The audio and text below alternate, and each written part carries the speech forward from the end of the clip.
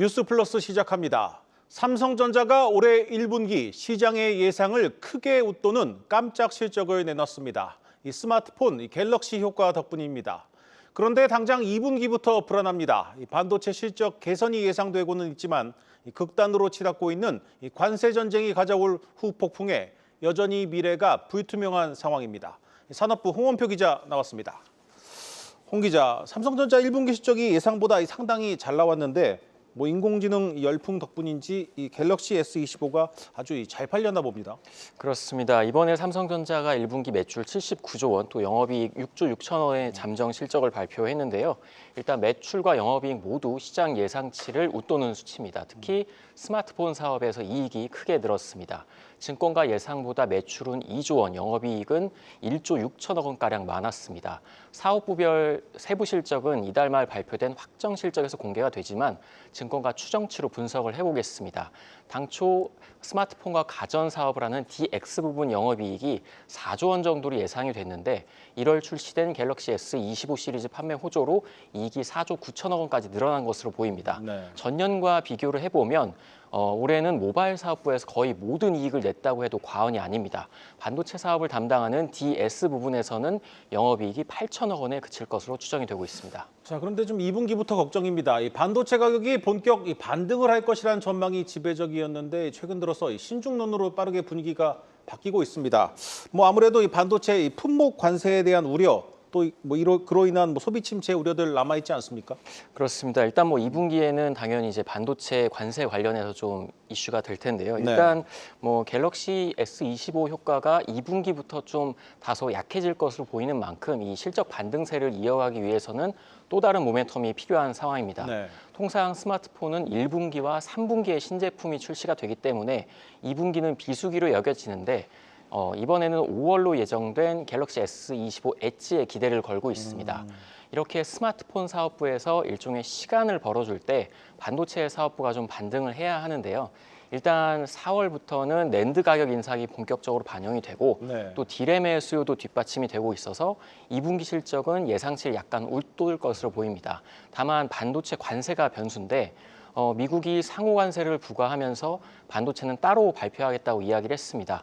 품목 관세 대상으로 좀 거론이 되고 있는데 반도체 관세를 매기면 미국 빅테크에도 좀 악영향을 주지만 네. 현재 트럼프 대통령의 태도로 봤을 때는 품목 관세가 예상이 되고 있습니다. 또 트럼프 대통령이 바이든 정부 때 합의한 이 칩스법 보조금 재협상을 시사하면서 삼성전자는 보조금 7조 원을 지켜내는 것도 숙제로 남아 있습니다. 자, 1분기 깜짝 실적을 내기는 했지만 이 반도체 사업의 근원적인 경쟁력 확보 없이는 이 삼성전자 미래가 여전히 불투명한 상황입니다.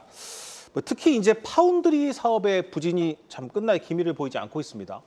그렇습니다. 보통 삼성전자는 스마트폰이 부진하면 반도체가 끌어주고 또 반도체가 부진하면 스마트폰이 실적을 방어하는 경향이 있습니다. 네. 그럼에도 삼성 파운드리의 부진이 좀 예상보다 오래 가고 있는데요. 지난 한 해 파운드리와 LSI 사업부에서 4조 2천억 원의 적자를 기록했습니다. 그런데 올해는 삼성전자가 글로벌 빅테크 고객을 다수 놓치면서 적자 폭이 더 커질 것으로 보입니다. 무려 6조 5천억 원 정도로 증권가에서는 이 적자 규모를 예상을 하고 네. 있는데 현재 글로벌 파운드리 시장은 TSMC가 점유율 거의 70%로 독주를 하고 있고 중국의 추격도 만만치 않은 상황입니다. 여기에 또 인텔 파운드리는 TSMC와 합작법인 설립을 추진을 하고 있고 또 점유율 4위와 5위인 대만의 UMC와 미국의 글로벌 파운드리가 합병을 추진을 하고 있습니다. 이렇게 되면 삼성전자는 이 파운드리 글로벌 시장에서 사실상 고립될 수 있다 이런 분석이 나오고 있습니다. 네. 또 HBM 시장에서 삼성전자의 부진이 여전히 길어지고 있는데 당초 지난해 하반기에 엔비디아의 HBM3E 공급이 예상이 됐지만 여전히 품질 인증을 못 받고 있는 그런 상황입니다. 경쟁사인 SK하이닉스가 벌써 HBM4 12단 샘플을 내놓은 것과는 좀 대조를 이루고 있습니다. 자, SK하이닉스 얘기가 나온 김에 이 메모리 반도체 부문을 두고 경쟁하는 라이벌 SK하이닉스와도 한번 좀 비교를 해보죠. SK하이닉스도 최근에 주가 부침은 있지만 이 고대역폭 메모리 시장 선두를 지키면서 좀 비교적 안정적인 흐름을 이어가고 있지 않습니까?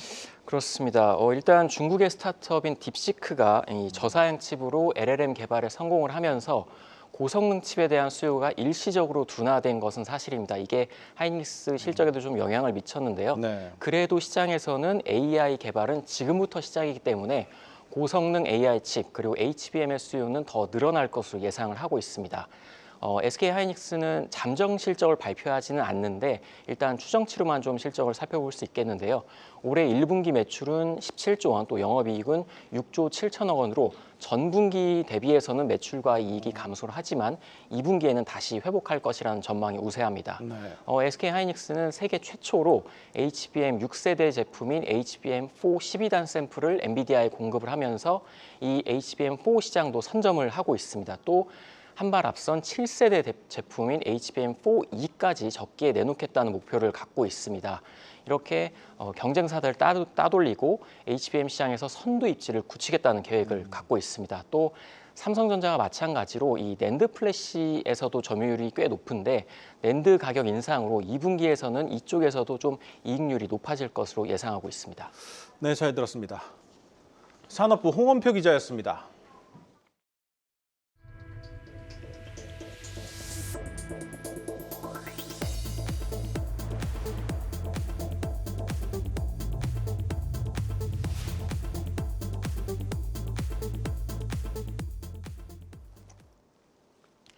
미국과 중국의 관세 전쟁이 극단으로 치닫고 있습니다. 중국이 보복 관세를 예고하자 트럼프 미국 대통령은 총 104%의 관세를 매기겠다며 초강수를 뒀습니다.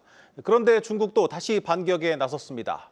미국의 상호 관세 발표를 하루 앞두고 전 세계가 들썩이고 있는 가운데 우리 정부도 마음이 급해지고 있습니다. 박승환 기자입니다. 도널드 트럼프 미국 대통령이 던진 관세 폭탄에 중국이 맞불을 놓으면서 벼랑 끝 대치로 번져가는 상황입니다. 당장 중국 상무부 대변인은 미국의 관세 추가 인상 위협에 단호히 반대한다며 끝까지 맞서겠다는 입장입니다. 앞서 중국은 트럼프의 상호 관세에 맞서 34% 보복 관세를 예고한 바 있습니다. 이에 트럼프는 중국에 대한 관세율을 50% 추가하겠다고 엄포를 놨는데 현실이 된다면 미국의 중국산 관세는 104%까지 치솟습니다. 앞서 트럼프 미국 대통령은 지난 2월과 3월 중국산 수입품에 10%씩 보편 관세를 물린 데 이어 오는 9일부터는 34% 관세를 더 얹겠다고 발표한 바 있습니다. 그간 중국은 미국산 일부 품목의 관세로 맞섰지만 트럼프가 전 품목 54%까지 꺼내들자 대응 수위를 높인 상황입니다. 실제로 현지 매체에 따르면 중국은 미국산 콩과 수수, 가금육 수입 금지 등을 살펴보는 중으로 파악됩니다. 우리 정부는 미국과의 협상을 통한 해결을 시도하는 모습입니다. 정인교 산업부 통상교섭본부장은 미국 출장에 나서면서 우리 주력 출주 품목인 철강과 자동차에 대한 25% 관세는 반드시 협의하겠다면서 FTA 국가에 이렇게 높은 관세율을 계산한 건 문제가 있다고 말했습니다. 트럼프 관세 정책이 미국에게도 상당히 큰 부담이 되기 때문에 그 협상의 여지는 많이 있다고 생각합니다. 소비자 물가가 올라가서 부담이고 미국 기업 입장에서도 중간재 가격이 관세 인상으로 많이 올라가게 된다면 부담이 될 수 있을 것입니다. 트럼프 대통령이 직접 상호 관세 유예는 없다고 말한 가운데 미국 동부 기준 9일 자정, 우리 시각 9일 오후 1시를 기점으로 한국에 대한 25% 관세가 발효될 예정입니다. 한국경제TV 박승환입니다.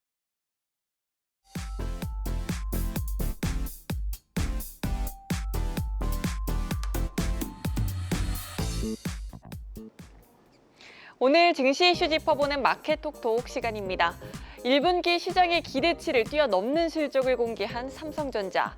삼성전자의 활약으로 우리 증시도 오늘 블랙먼데이를 딛고 상승 출발했었죠. 다만 오후로 갈수록 외국인 자금 이탈이 거세지며 상승폭을 축소했고 결국 보합권에서 마무리했습니다. 상호 관세 발효를 하루 앞두고 원달러 환율은 1,473.2원까지 치솟았습니다. 금융위기 이후 최고치입니다.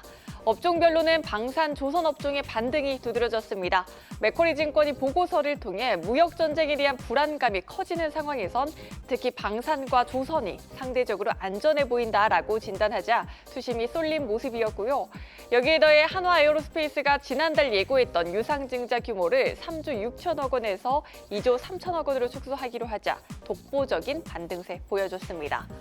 관세 공포와 함께 1분기 실적 시즌이 개막했습니다. 증시가 한 치 앞도 예상하지 못하는 상황에 그나마 믿을 건 실적이죠. 올해 1분기 기업들이 어떤 성적을 기록했을지, 2분기는 어떻게 예상됐는지 정리했습니다.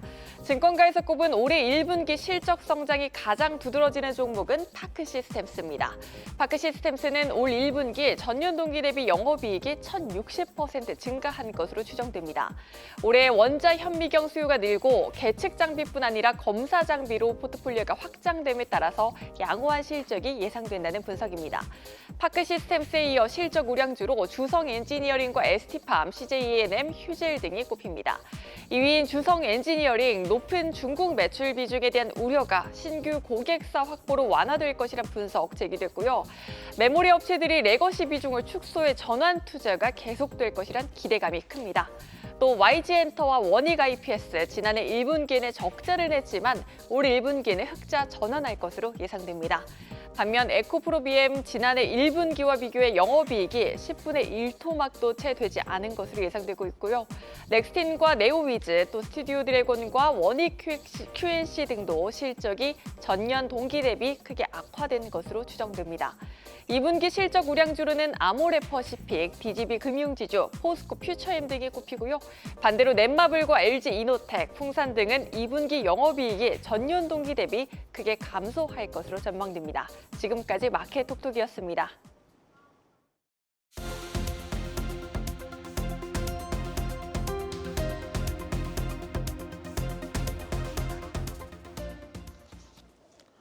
미국발 관세 폭탄에 경기 침체에 대한 걱정이 더 커지면서 추가 경정 예산 편성 논의가 탄력을 받고 있습니다. 정부가 다음 주 초 10조 원 규모의 추경안을 발표하겠다고 나섰습니다. 하지만 정치권은 규모를 더 늘려야 한다는 입장입니다. 세종 스튜디오 연결합니다. 전민정 기자, 먼저 정부가 내놓은 추경안 발표 소식부터 들어보죠. 네, 오늘 최상무 부총리 겸 기획재정부 장관은 경제관계 장관 간담회를 열고 다음 주 10조 원 규모의 추경안을 발표하겠다고 밝혔습니다. 대략적인 편성 방향도 제시했는데요. 직접 들어보시죠. 급격한 통상환경 변화에 대응하고 AI 경쟁력을 제고하는 데 약 3에서 4조 원을 지원하겠습니다. 내수 부진으로 어려움을 겪는 서민, 소상공인 지원에 약 3에서 4조 원을 구체적으로 관세 피해 중소기업에 대한 수출 바우처 지원이 대폭 확대되고 긴급 경영 안정자금 등 정책 금융도 추가 공급됩니다. 핵심 품목 공급망 안정을 위해선 첨단 산업 투자 보조금이 신설되고요. 유턴, 외투 기업 투자 보조금도 늘립니다. 소상공인 지원 차원에서는 저금리 정책 자금을 확대하고 소비 여력을 확충을 위한 사업도 발굴한다는 게 정부의 계획입니다. 네, 당장 이 산불 피해와 이 관세 전제 대응을 위해서 이달 안에 추경안을 통과시켜야 한다는 데는 정부와 정치권 모두 이견이 없어 보입니다. 하지만 이 규모 면에선 입장차가 다른 것 같은데 여야가 모두 이 증액을 요구하고 있죠. 그렇습니다. 권성동 국민의힘 원내대표는 이번 달 내 추경 통과를 최우선 과제로 삼되 그 규모를 재검토해야 한다고 강조했는데요. 정부는 10조 추경이 경기 진작을 위한 것은 아니라고 선을 그었지만 국민의힘은 내수 진작 예산을 과감히 늘릴 것을 촉구했습니다. 더불어민주당 역시 경제를 살리기엔 10조 원 규모가 부족하다는 입장입니다. 민주당은 지역화폐 예산이 담긴 35조 원의 대규모 추경을 내세우고 있죠. 진성준 정책위의장은 소비 진작 4대 패키지를 포함해 과감한 재정 지출을 담은 추경이 시급하다고 목소리를 높이기도 했습니다. 그러면서 진 의장은 정부와 정당 간 정책 조정을 위한 정당 정책 협의회도 열어 추경 논의를 이어가자고 제안했습니다. 다만 오늘 국무회의에서 다음 대선일이 6월 3일로 확정됐는데요. 따라서 2달도 채 남지 않은 조기 대선 준비에 몰두하다 보면 정치권의 추경 협상도 뒤로 밀릴 수 있기에 자칫 추경 골든타임을 놓치는 것 아니냐는 우려도 커지고 있습니다. 자, 이 추경 예산을 늘리자는 취지는 알겠는데 문제는 그 돈을 어디서 가져오는가입니다. 자, 오늘 나온 통계를 보니까 지난해 나라 살림 이미 엄청난 적자를 내고 있네요. 네, 맞습니다. 기획재정부가 오늘 2024 회계연도 국가결산 보고서를 내놨는데요. 제가 살펴보니까 지난해 정부의 실질적인 재정 상태를 보여주는 관리재정 수지 적자는 104조 8천억 원에 달했습니다. 경기 부진으로 국세 수입이 30조 원 넘게 줄어든 가운데 복지 등 민생 지출은 유지하다 보니까 나라 살림이 대규모 적자일 수밖에 없었던 건데요. 관리재정 수지가 100조 원을 넘긴 건 코로나19로 대규모 추경을 편성한 2020년과 2022년 때뿐이었습니다. 적자폭이 커지면서 중앙정부와 지방정부가 갚아야 하는 나랏빚인 국가채무도 1,175조 2천억 원으로 불어났는데요. 1년 전보다 48조 5천억 원 늘어나면서 또 한 번 사상 최대치를 경신한 겁니다. 또 세수 부족 여파에 정부가 1년 동안 걷어들여 쓰고 남은 여윳돈인 세계 잉여금도 2조 원으로 쪼그라들었는데요. 이 중 추경 재원으로 쓸 수 있는 돈은 일반 회계 세계 잉여금 중 2천억 원 정도에 불과했습니다. 정치권에선 10조 원의 웃돈은 추경이 거론되고 있지만 나라 곳간이 비어있는 만큼 결국 세금으로 갚아야 하는 적자 국채 발행이 불가피한 상황인 겁니다.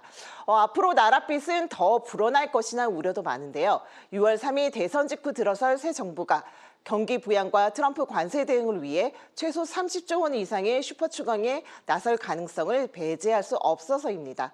국채 발행 이외에 마땅한 재원 조달 방안이 없는 상황에서 결국 증세 논의가 다시 시작될 수 있다는 관측도 조심스럽게 제기됩니다. 지금까지 세종 스튜디오였습니다.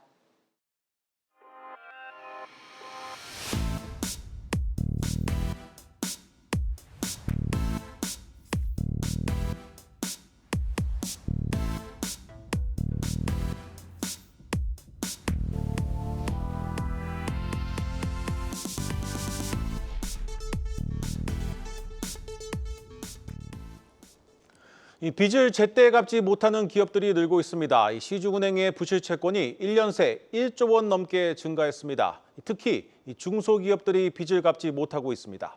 경제부 유호성 기자 나왔습니다. 유 기자, 이 시중은행의 기업 부실 채권 비율이 크게 늘었다고요? 예, 국내 시중은행의 고정이하 여신, 그러니까 이 부실 채권 총액이 지속 증가하고 있습니다. 국민, 신한, 하나, 우리은행 등 4대 은행의 지난해 말 고정이하 여신 총액은 6조 3천억 원을 기록했습니다. 전년 말 대비 1조 314억 원 늘어난 겁니다. 고정이하 여신은 3개월 이상 연체하거나 은행이 원리금 회수가 어렵다고 판단한 여신을 의미합니다. 여신 총액 대비 부실 채권이 차지하는 비중도 늘었는데요. 지난해 말 4대 은행의 기업 고정이하 여신 비율은 0.33%로 전년 말 대비 0.03%포인트 증가한 것으로 나타났습니다. 코로나19 팬데믹을 거치며 정부가 소상공인과 중소기업을 대상으로 이 유동성 지원 대책을 시행하며 고정이하 여신 비율이 2022년 말 0.24%로 낮아졌는데요. 이후 경기 회복이 지연되면서 2년 연속 증가세를 보였습니다. 깊어진 경기 부진에 한국은행이 지난해 10월 기준금리 인하를 단행했는데도 경기가 나아질 기미를 보이지 않으면서 기업들이 제때 돈을 갚지 못하고 있는 겁니다. 경기가 어려울수록 이 중소기업들이 좀 먼저 힘들어지는데 실제로 은행들 이 부실 채권 비율을 봐도 가장 먼저 타격을 입었죠. 예, 고정이하 여신 비율을 이 기업 규모별로 좀 나눠서 보면요. 네. 지난해 말 기준 중소기업의 고정이하 여신 비율은 0.41%로 전년 대비 0.05%포인트 상승했습니다. 이 같은 기간 대기업의 고정이하 여신 비율이 0.17%로 전년 대비 0.02%포인트 떨어진 것과 비교하면 대조적인 모습입니다. 네. 은행별로도 희비가 엇갈렸는데요. 중소기업 대출 취급 비중이 높은 은행의 고정이하 여신 비율 증가 폭이 이 타 은행에 비해서 좀 높겠죠. 중소기업 대출 비중이 높은 우리은행의 고정이하 여신 비율은 0.31%로 전년 말 대비 0.09%포인트 오른 반면 나머지 은행들은 0.01%포인트 오르는 데 그쳤습니다. 자, 그런데 이제 글로벌 관세 전쟁이 벌어지는 상황에서 이 경기 침체에 대한 우려도 나오고 있습니다. 이런 상황에서 기업들 부실 채권 더 늘어날 수밖에 없지 않겠습니까? 예, 미국을 중심으로 경기 침체 우려가 커지는 상황이잖아요. 우리나라 경제 성장률 전망치가 계속해서 낮아지는 등 경기 반등이 쉽지는 않은 상황입니다. 금융당국은 자산 건전성 관리를 강화하고 있지만 관세 전쟁과 경제 불확실성이 지속된다면 중소기업 대출을 중심으로 연체율 상승세가 이어질 거란 전망이 나오고 있습니다. 자, 미국의 관세 영향이 본격화하면 수출 경기는 더 어려워질 텐데 이렇게 되면 은행들도 좀 건전성 관리를 위해서 기업들 이 돈줄을 좀 잴 수밖에 없지 않겠습니까? 예, 맞습니다. 미국이 전 세계를 상대로 상호 관세를 부과하면서 대미 수출 감소와 함께 국내 기업들의 재무 구조가 악화할 가능성이 높아지고 있잖아요. 특히 이 수출 의존도가 높은 중소기업들이 직격탄을 맞을 것으로 예상이 좀 되고요. 네. 그래서 은행권에서도 기업 여신 관리 강화와 이 부실 채권 매각을 서두르고 있는 상황입니다. 하나은행은 2차 전지 산업 등 위험이 높은 산업을 중심으로 여신 집중도를 완화하고 있고요. KB국민은행은 올해 상반기 6천억 원에 달하는 부실 채권을 매각하기로 했습니다. 지난해 전체 매각 규모가 대략 8,800억 원인데 상반기에만 70%가량을 팔겠다는 겁니다. 우리은행은 우량 기업 유치를 위한 전방위적인 노력에 나섭니다. 기업금융 특화 채널인 비즈프라임 센터를 상반기 내로 서울과 경기 두 곳에 신규 개설해 우량 기업 대상 밀착 지원을 추진한다는 계획입니다. 네, 잘 들었습니다. 경제부 유호성 기자였습니다.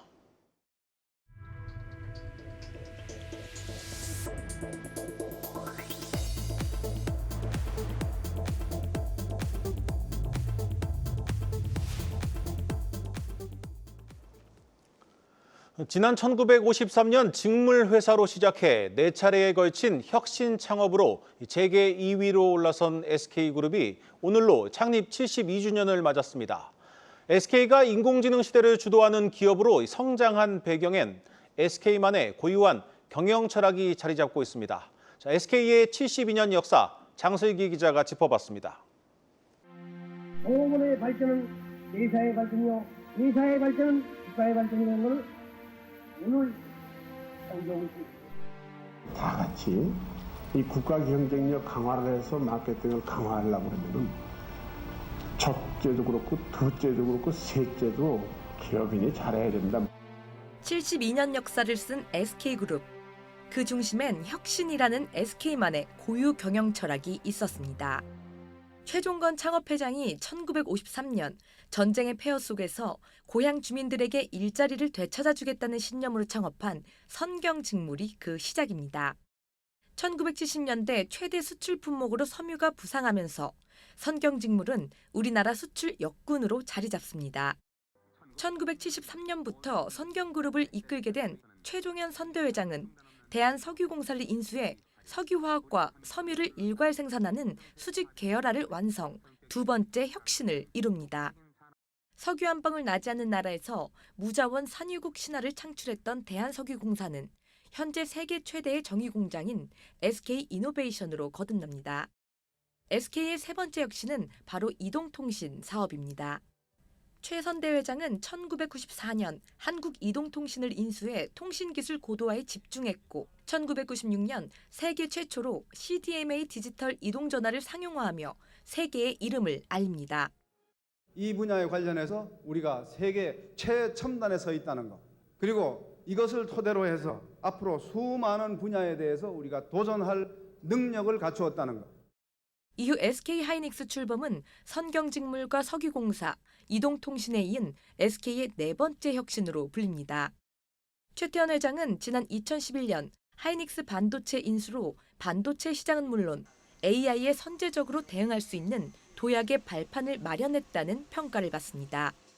SK하이닉스는 SK그룹 편입 직전이던 2011년과 비교해 지난해 기준 매출 6배, 시가총액은 10배 이상 성장하며 완전히 다른 회사로 탈바꿈합니다. 당시 메모리 업황 부진으로 대부분의 업체들이 투자를 줄일 때 SK그룹은 매년 조 단위 연구개발 비용을 투입한 영향입니다. SK하이닉스와 SK그룹은 더 나은 세상, 모두가 함께하는 미래를 열기 위해 끊임없이 도전할 것입니다. 최 회장은 기업 경영 목표를 스펙스까지 끌어올린다는 고유 경영 철학을 기반으로 반도체를 넘어 AI로까지 또 한 번의 혁신을 지속합니다. SK가 보유한 에너지와 통신, 콘텐츠, 반도체를 아우르는 포트폴리오의 결정체로 AI 데이터 센터를 추진 중입니다. AI하고 디지털 전환을 비용이 아닌 투자로 보는 인식 전환과 함께 또 생산 방식과 업무 프로세스, 조직 문화에 이르기까지 전방위적으로 변화를 수용해야 될 때라고 생각합니다. 한국경제TV 장슬기입니다. 오늘 준비한 뉴스 플러스는 여기까지입니다. 함께해 주신 여러분 고맙습니다.